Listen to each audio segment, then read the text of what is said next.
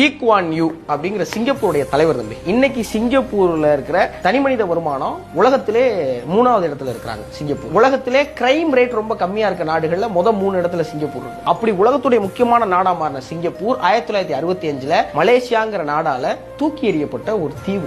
இந்த தீவை வச்சுக்கிட்டு எங்களால சமாளிக்க முடியல, இந்த தீவுல எந்த வளமுமே இல்ல, இந்த தீவுனால எங்களுக்கு தேவையில்லாத பிரச்சனையா இருக்குன்னு மலேசியா வந்து சிங்கப்பூரை வேணான்னு கழிச்சு விடுது. நீங்க தனியா போயிருக்கிறாங்களே விட்டுட்டு. அப்படி வரும்போது அழுதுகிட்டே லீ குவான் யூ வானொலியை சொல்றாரு, நம்ம தனியா வந்துட்டோம், இனிமே நம்ம தனி நாடு.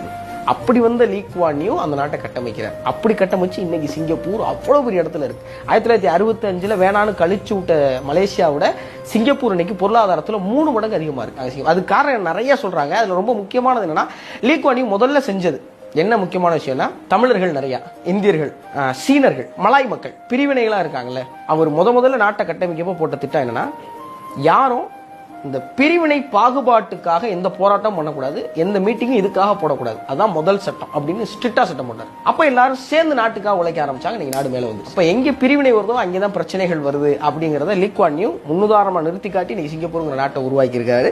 அவருடைய ஹிஸ்டரி 1990 வரைக்கும் உள்ளதை எழுதியிருக்காங்க. இந்த புத்தகம் ரொம்ப வாசிக்கிறதுக்கு அரும்பெரும் சொத்தா கிடைச்சு.